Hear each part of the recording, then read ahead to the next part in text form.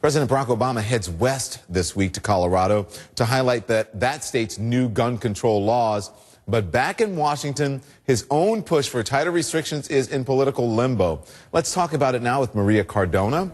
Hi, Maria, and Amy Holmes. Amy, hi. I haven't spoken to you in forever. Hey, how you doing? Such a pleasure. Thank you so much for having me. All right, Maria is a Democratic strategist. Amy is a news anchor for theblaze.com. A little background for both of you and our viewers. Just a few days ago, President Barack Obama held a White House event that featured victims of gun violence, and he assured them he hasn't forgotten about them. But today on CNN's State of the Union, Republican Lindsey Graham said the checks already in place aren't being enforced. Before you'd expand the background check, there were 76,000 people last year failed a background check, and less than 1% got prosecuted. There are 9,000 people in 2010 failed a background check who were felons on the run, and none of them were prosecuted. So before you expand background checks to include private individuals, let's put some resources into the current system we have that's clearly broken. Okay, so listen. I'm not sure where we are on this, Amy and Maria, but Maria, Democrats need senators like Lindsey Graham on tough issues like this. Is the president's gun control agenda in big trouble? I don't think it's in big trouble, Don. It certainly is a challenge, but the president and most Democrats who want this change and want new gun safety laws knew it was going to be a challenge from the beginning, even the day after Newtown, because it always has been. But look, you know, Lindsey Graham also said that he was not going to join in a Republican filibuster of gun safety legislation if it included amendments. So at the end of the day, what we have to look at is where are the majority of the American people on this, Don, and this is, I think, where Republicans really have to be careful. When you have 92% of the American people that support the background checks, universal background checks, and 74% of NRA members supporting universal background checks, I think that's a big deal. And while I agree with Senator Graham that you have to prosecute, you also have to make sure that everybody has polling has checks. never really mattered on this particular issue and whether people want gun control or not, or universal background checks or not. Gun control is a very tough issue. Let's look at this poll right now. Let's put it up, and then I'll ask you. So there's a favor major restrictions on guns or making all guns illegal. Yes, 43% now. In December, it was 52%. No, 55 now, and then 46. Amy, if you look at those numbers, it's not going in the president's way, or at least in the president's, he doesn't have momentum on this. Is his gun control agenda in trouble?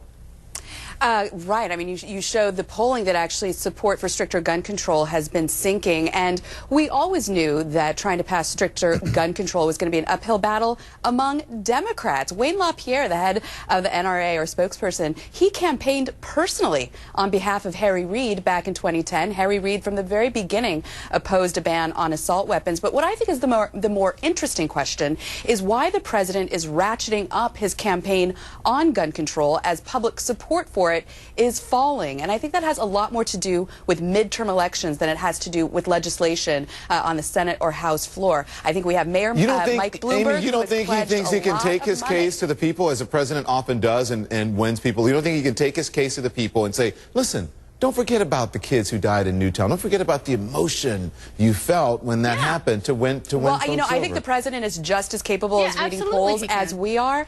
But I do think that he overestimates his power at the bully pulpit. We saw him give endless speeches about Obamacare. Meanwhile, public support for it tanked. So I think in this case, again, it's more about the midterms than it is about specific legislation. Okay, Maria, quickly, but I want to move on. Again, Sure. But again, that poll that you just put up, Don, no one's trying to make every single gun illegal. We're talking about background checks. Let's try to do what is doable. And again, I agree with Lindsey Graham.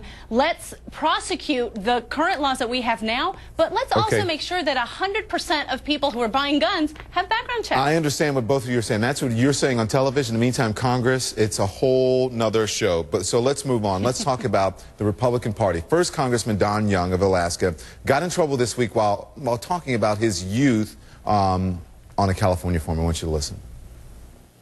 My father had a ranch. We used to hire 50 to 60 wetbacks and to pick tomatoes. You know, it takes two people to pick the same tomatoes now. It's all done by machine. It just doesn't, it makes you cringe when you hear that, right? I mean, I mean, those comments this week, and then the same week that we had the Supreme Court taking a look at same-sex marriage, and the polls show that younger voters in both parties, they back same-sex marriage. They would probably be surprised, and I'm sure they are, that the words wetback are in anyone's vocabulary these days. Amy, that doesn't bode well for what Reince Priebus wants to do with the Republican Party after the autopsy.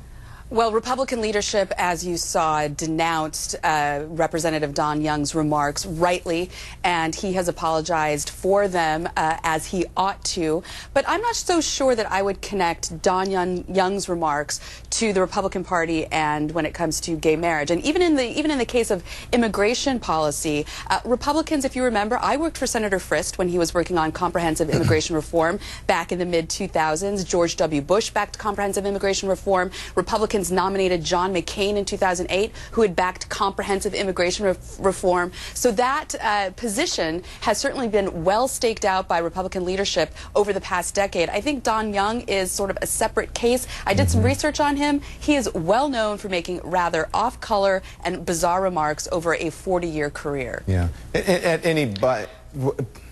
It's an old-school way of thinking, and it appears by saying those words, it appears when it comes to the same-sex marriage thing, Maria, younger people are, it's a done deal. It's decided for younger people. So I wonder how that bodes for the Republican Party. That's just my question. Sure. Well, I agree with you that on the issue of same-sex marriage, it's hugely generational, even within the Republican Party. I think that within 10 years, it's not even going to be an issue as more young leaders of both parties get into positions of power.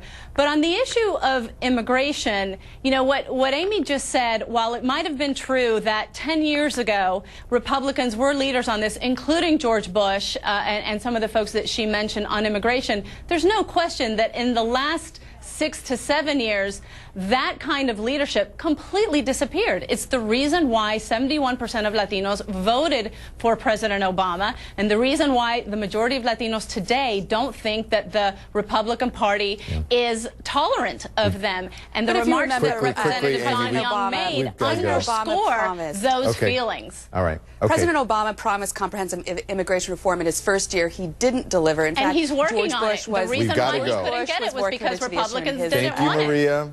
Thank you, Amy. And no one can say Latino like Maria Cardona. Thank you very much. We appreciate it.